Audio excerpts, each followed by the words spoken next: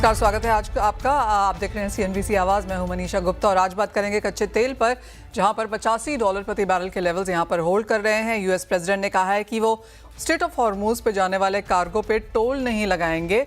उसके अलग वहां पर जो गल्फ कंट्रीज हैं वो इन्वेस्टमेंट्स करेंगी यूएस में। तो क्लियरली ये एक चीज़ है जो बाजार यहां पर फिलहाल देख रही है। लेकिन मोर इम्पोर्टेंटली जो मल्टी डे कैंपेन है यूएस का ईरान के ऊपर, वो लगातार जारी है। यूएस ने यह भी कहा है कि वो पावर और इंफ्रास्ट्रक्चर ब्रिजेस पे ईरान में हमला कर सकते हैं इस वीकेंड पे, अगर तब तक ईरान फिर से नेगोशिएटिंग टेबल पे नहीं लौटता है। तो ऑफ कोर्स उसके ऊपर बाजार की नज़र रहेगी। साथ ही बात करेंगे यहाँ पर बुआई के नंबर्स की लेकर, और तिलहन में यहाँ पर ज़्यादा चिंता है। अगर मॉनसून देखा जाए तो अभी भी 19% बिलो एवरेज है, और जो लेटेस्ट बुआई के आंकड़े हैं वो दिखाते हैं कि पिछले साल के कंपैरिजन में बुआई 16% कमज़ोर है। इसको लेकर आगे कितनी चिंता है, क्या कंटिजेंसी प्लान्स हैं, इस पर भी होगी बात। हमारे साथ जुड़ रहे हैं ONGC के फॉर्मर चेयरमैन RS शर्मा, सोपा के executive director DN Pathak and Kotak securities से कायनात चेनवाला। आप सभी का कार्यक्रम में स्वागत है। सबसे पहले मौसम और बुआई के नंबर्स यहाँ पर देख लेते हैं। मिस्टर पाठक, चिंताएं यहाँ पर खाने के तेलों में, दालों में, इन सम सेंस कॉटन, सीरियल्स में तो है ही, लेकिन जिस तरह के नंबर्स आप फिलहाल यहाँ पर देख रहे हैं, क्या सेंस है, क्या अब चिंता मिड जुलाई में थोड़ी बढ़ती हुई दिखी है? अभी थोड़ा सा कंसर्न है, क्योंकि बारिश अभी होगी कि नहीं होगी उसकी चिंता है। जैसे सोयाबीन की अगर मैं बात करूं तो बुवाई करीब 100 लाख हेक्टेयर से ज़्यादा हो चुकी है ऑलरेडी। पहले मैं सोच रहा था कि शायद ये एरिया कुछ बढ़ेगा, लेकिन अभी थोड़ा डाउटफुल लग रहा है, क्योंकि बारिश अब नहीं हो रही है। ये चिंता भी है कि जो फसल खड़ी है, अगर अगले 15-20 दिन तक बारिश नहीं होती है तो उसमें यील्ड डैमेज हो सकता है। मेरे पास ये खबर है कि शायद परसों 17 तारीख से 23 के बीच में काफ़ी अच्छी बारिश सभी जगह होने की उम्मीद है।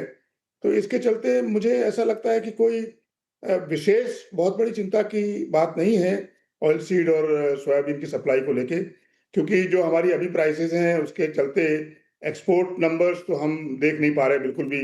अगले साल में कुछ एक्सपोर्ट हो पाएगा? एक्सपोर्ट नहीं होगा तो उतना सोयाबीन जो कि जैसे 22 लाख टन का एक्सपोर्ट हुआ था तो एक साल पहले, वो नहीं होगा तो वो बचेगा।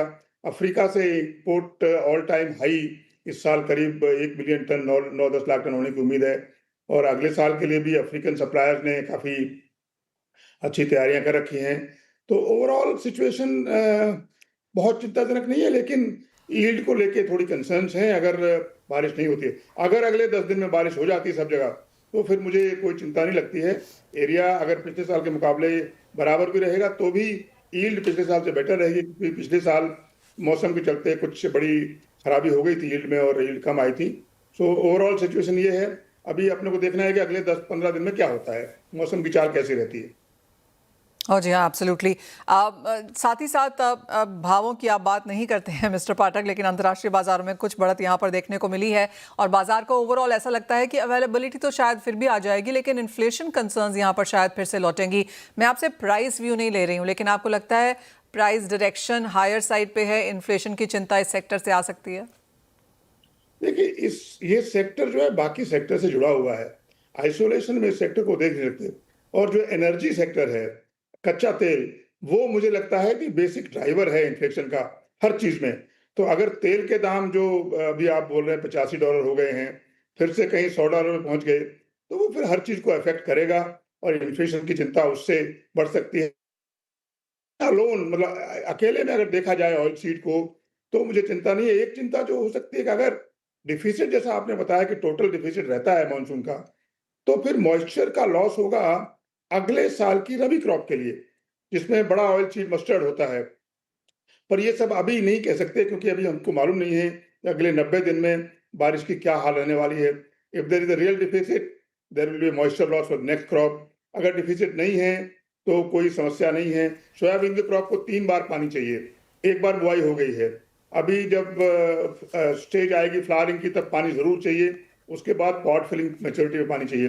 अगर इन तीनों टाइम पे पानी मिल जाता है तो बारिश कम है या ज्यादा उससे फर्क नहीं पड़ेगा। तो अभी तो सिचुएशन फ्लूइड है, मानसून कैसे बिहेव करता है उस पर डिपेंड करेगा सब कुछ।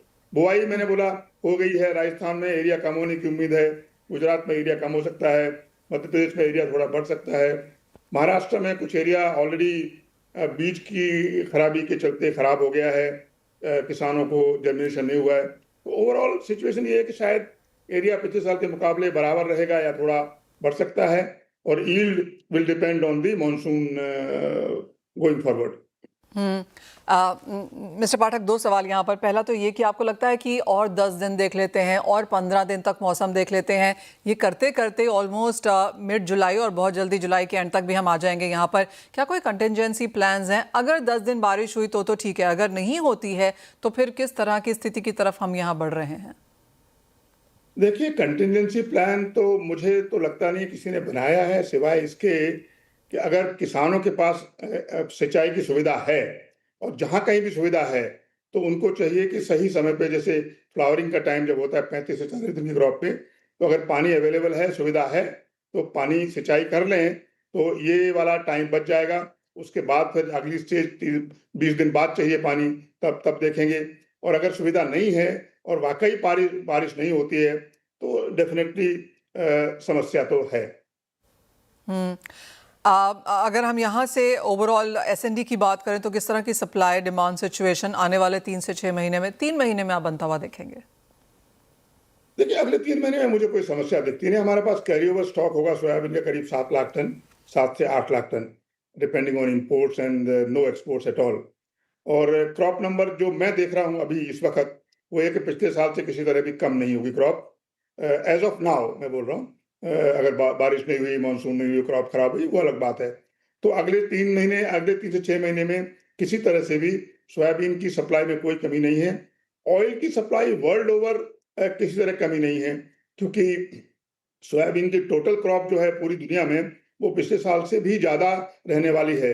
हिंदुस्तान की क्रॉप तो सिर्फ 3% होती है, तो हम लोग कोई बहुत ज़्यादा हमारा शेयर नहीं है, लेकिन ओवरऑल सोयाबीन की क्रॉप वर्ल्ड में पिछले साल के मुकाबले ज़्यादा है। तो टोटल डिमांड सप्लाई ग्लोबली अगर देखा जाए, तो कहीं समस्या नहीं आ रही है। Point taken. मिस्टर पाठक, एज ऑलवेज बहुत शुक्रिया साथ जुड़ने के लिए। तो ग्लोबल सोया सप्लाई यहाँ पर अच्छी खासी है। ऑफ कोर्स पिछले कई दिनों में हम लगातार यहाँ पर West Asia conflict, biofuel mandates और अब एल निनो की चर्चा यहाँ पर करते रहे हैं। लेकिन जैसे उन्होंने कहा कि इंपोर्ट्स अच्छे खासे हैं, अवेलेबिलिटी है, क्लोजिंग स्टॉक यहाँ पर अच्छा है, पर जो ओनली चीज़ जो हम यहाँ पर सफ़र करेंगे वो शायद एक्सपोर्ट्स है, कि एक्सपोर्ट्स यहाँ पर बनते हुए ना नजर आए। और अगले 15 दिन ऑफ कोर्स काफ़ी क्रिटिकल है ही कि किस तरह की मानसून की बारिश होती है और खरीफ सोइंग रादर किस तरह से वहाँ पर देखने को मिलती है। ये तो हमारी एक हेडलाइन थी, और दूसरी हेडलाइन ऑफ कोर्स यहाँ पर क्रूड ऑयल प्राइसेस को लेकर है। हमारे साथ ओएनजीसी के फॉर्मर चेयरमैन आर.एस. शर्मा हैं। मिस्टर शर्मा, बहुत शुक्रिया साथ जुड़ने के लिए। और $85 अब हम पिछले 2 दिन से होल्ड कर रहे हैं। बाजार अनसर्टन पीरियड में यहाँ पर फिर से जा चुका है। 13% की तेजी इस हफ्ते में बन चुकी है। आपको क्या लगता है किस तरह से यूएस ईरान की जो लेटेस्ट कॉन्वर्सेशन है, कॉमेंट्स है, उसे कैसे रीड करना चाहिए?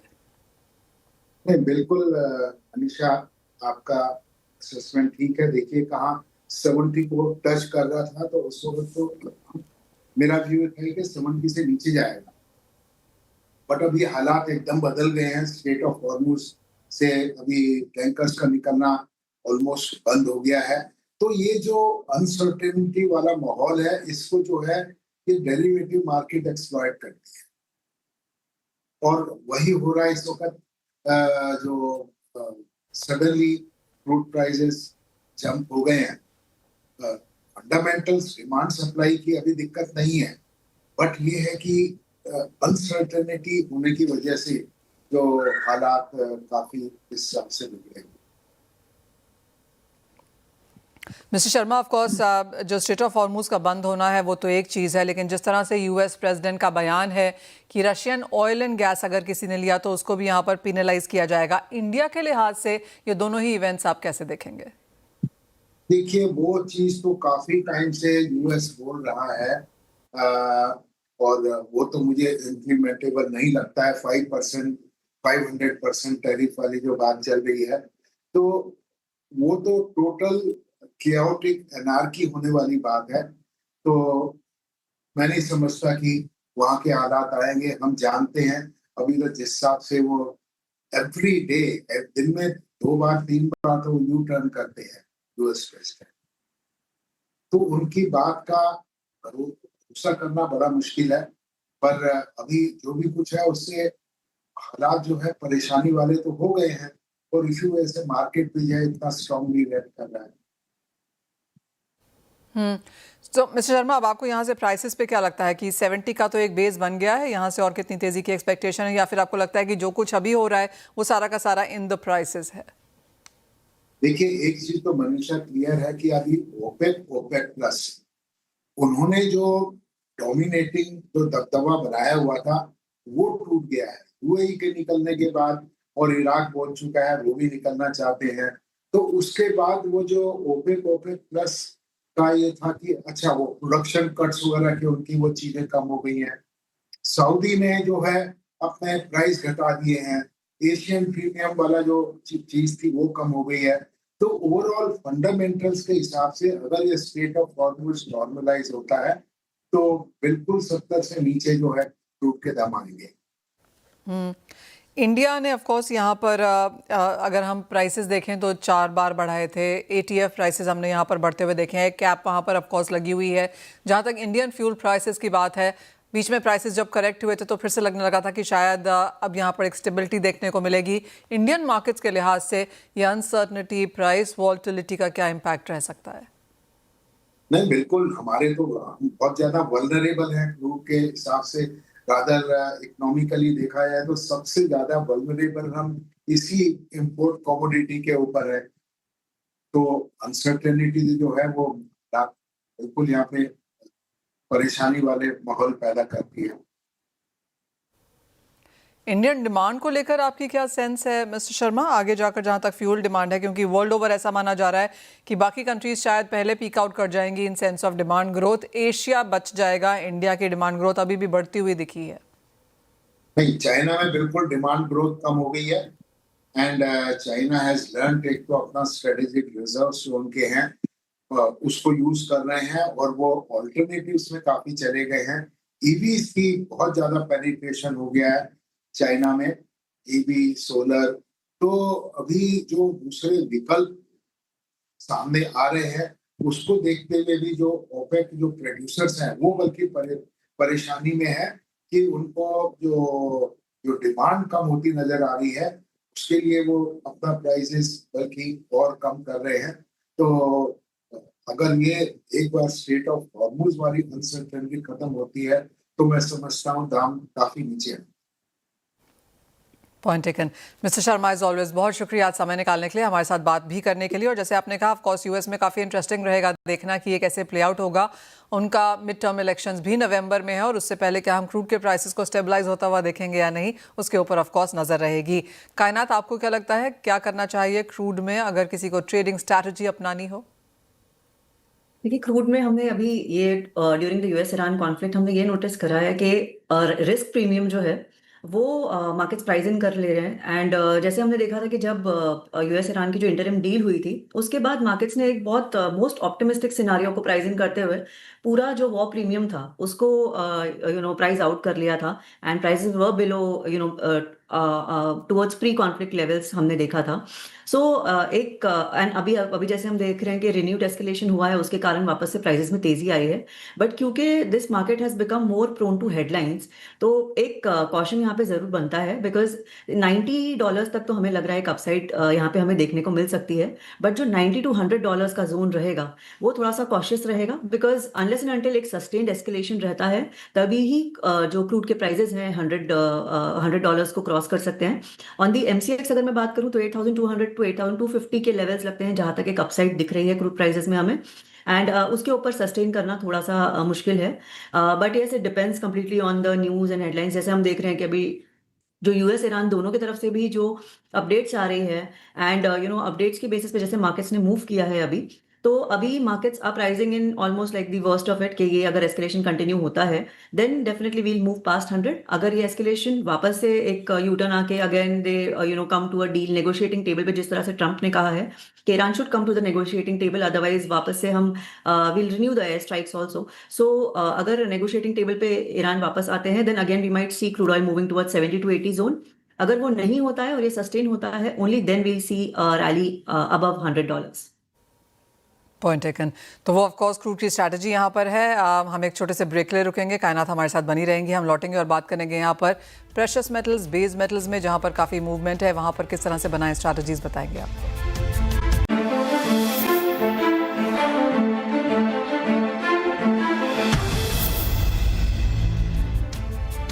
स्वागत है आपका। मेटल्स आपकी स्क्रीन पर लेके आएंगे और सोने चांदी में कल यहां पर तेजी देखने को मिली थी, जहां पर सोने में 1%, चांदी में 3%, प्लैटिनम पैलेडियम में करीबन 4 से 5% का इजाफा देखने को मिला था। लेकिन एशियन मार्केट्स में वो तेजी एज ऑफ नाउ रुकती हुई नजर नहीं आई है। क्वार्टर से 0.5% का डिक्लाइन यहां पर अक्रॉस बोर्ड हम सोने चांदी में बनता हुआ देख रहे हैं। कायनात कैसे देखती हैं आप, क्योंकि जिस तरह से बाजार इन्फ्लेशन डेटा को देख रहा है जो कि एक्सपेक्टेशन से नीचे था यूएस में, और डॉलर इंडेक्स जहां पर 101 के नीचे के हमने स्टेप्स आते हुए देखे हैं, कुछ फ़ायदा सोने चांदी को ज़रूर मिला, लेकिन बाइंग या फॉलो थ्रू बाइंग हमने एशियन मार्केट्स में आज आते हुए नहीं देखी। जी देखिए, अभी गोल्ड सिल्वर के केस में इट्स मोर इम्पोर्टेंट कि रेट और यील्ड्स कैसे रिएक्ट करते हैं। जैसे हमने कल देखा था कि सीपीआई डेटा आने के बाद एक 2.5% का हमने अपसाइड देखा था गोल्ड सिल्वर में। एंड उसके बाद जैसे आपने कहा कि फॉलो थ्रू बाइंग नहीं आई है, वो इसलिए बिकॉज जो ट्रेजरी यील्ड्स है, शॉर्ट टर्म ट्रेजरी यील्ड्स है, they are holding at higher levels. Warsh की जो स्पीच थी, उनकी फर्स्ट टेस्टिमनी जो थी, उसमें उन्होंने कोई ऐसे गाइडेंस भी नहीं दिया है रेट पे। And he has clearly held up on his inflation guidance कि हम इन्फ्लेशन को एक प्रायोरिटाइज करेंगे।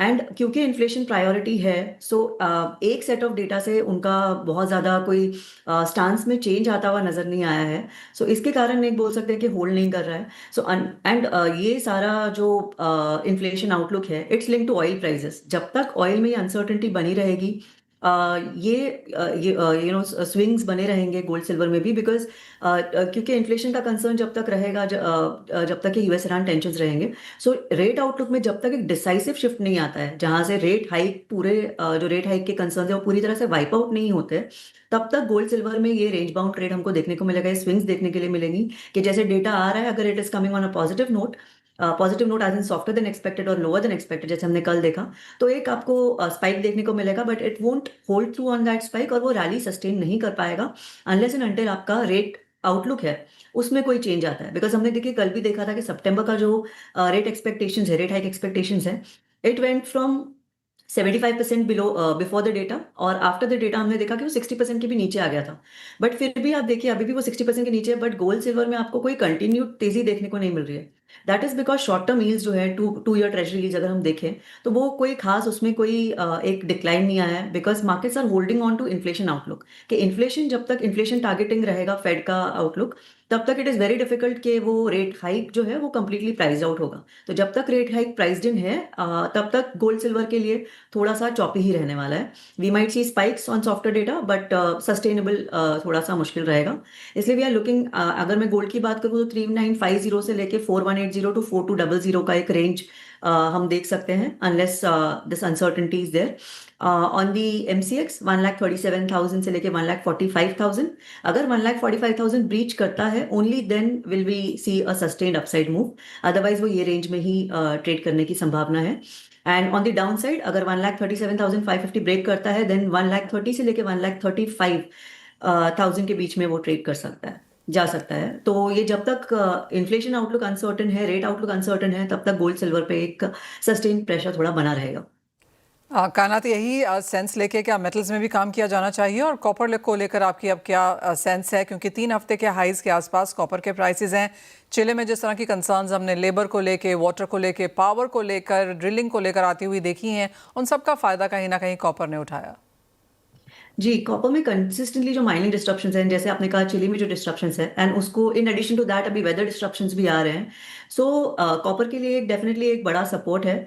बट देखिए कॉपर, और अगर मैं इन्वेंट्री साइड पे ही बात करूँ, LME पे अगर हम इन्वेंट्रीज देखें, तो कैंसल वारंट्स जो है it has increase to 50% of total inventories. So वो भी इंडिकेट करता है, विद डिक्लाइनिंग इन्वेंट्रीज वो इंडिकेट कर रहा है कि एक वो भी एक सपोर्ट है for copper prices. So copper का ट्रेंड हमें थोड़ा पॉजिटिव लगता है, and in the near term एक 1300 से लेकर 1330 की रेंज में कॉपर ट्रेड कर सकता है।